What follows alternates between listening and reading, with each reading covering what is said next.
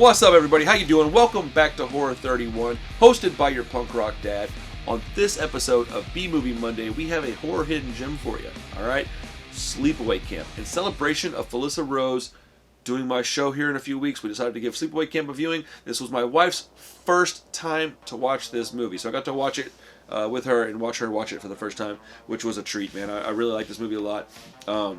It is a pretty cut and dry movie, not real complicated. So this video shouldn't take a whole long time, so let's just get right into it. The movie came out in 1983.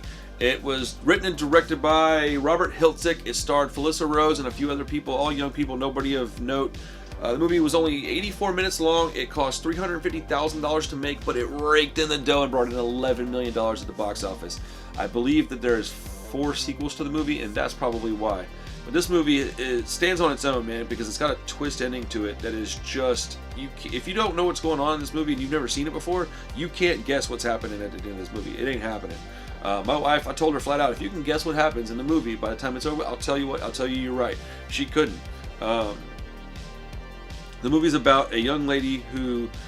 like a teenage girl who tragically loses some family members at the beginning of the film, goes to live with her cousin. They go to a week-long or whatever summer camp, and she is viciously tormented and bullied by her peers. And then, in typical slasher movie fashion, bodies begin to pile up. Nobody knows what's going on. You get a couple of things thrown your way to kind of, see if you can figure out what's going on. A couple twists here and there. Lots of murders. It's a good time. Lots of murders. It's a good time. But yeah, man, I like the movie quite a bit.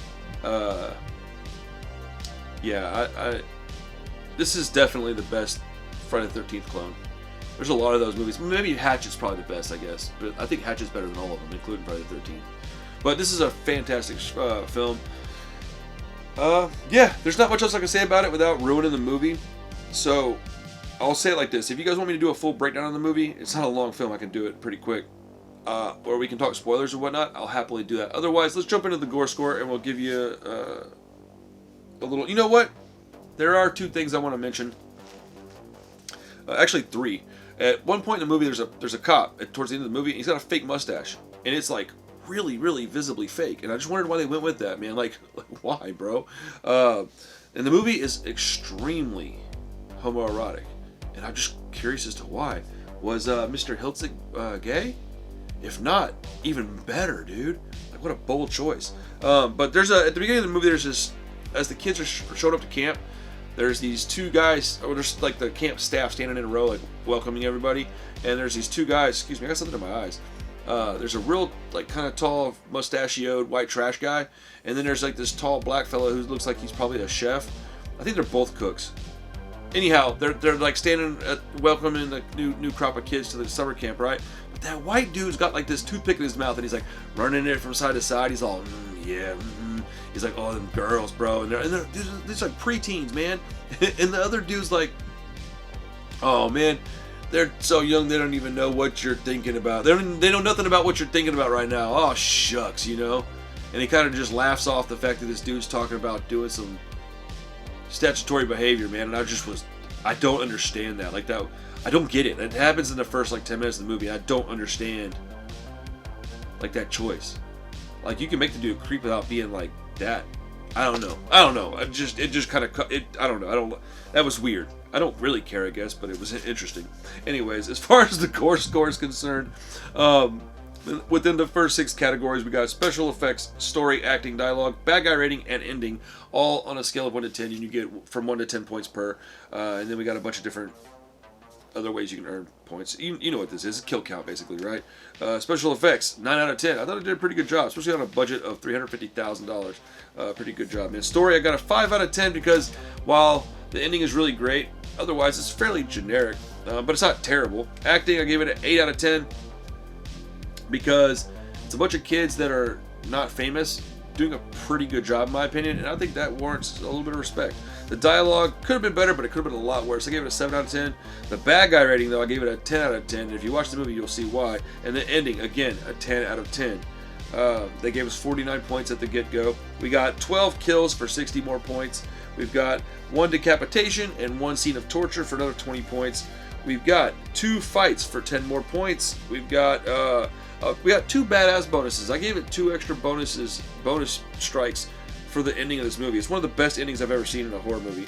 And for the era score, we give 5 points for each decade back you go. This was 1983, giving it 20 more points. And a legend bonus, we get 5 points for each legend in a movie, and I consider Felissa Rose a legend in horror, so we got 5 more points for Felissa. That gives us a grand total gore score for Sleepaway Camp, 174 points. I love it, man. And I know you might think to yourself, 174 points is not that many points, seeing as that the champion has 760 points. But this is a movie that doesn't have a lot of drug use, no nudity, very few fights. It's basically going to give you points for the kills. 12 kills is a lot of kills in an 84-minute movie. I think it's a pretty good score, man. Especially when it was made in 1983, they didn't have like the same kind of stuff they have now. Like, this ain't Terrifier, man. Anyways, I thought it was a great time, and I gave it, on my recommendation scale of 1 to 10, I give it a 10, because if you haven't seen this movie, you are going to freak out at the ending of it, man, because the whole movie's pretty good, and the ending just makes it, like, you're just like, what is happening? So, yeah, that's Sleepaway Camp, folks. Pretty cut and dry, man. There's not much to it. It's a pretty typical horror movie, and that's the kind of stuff that I love watching. So, I hope you enjoyed the video. I hope you enjoy Sleepaway Camp, and I hope you watch when we talk to Felissa Rose, because I'm extremely excited to talk to her.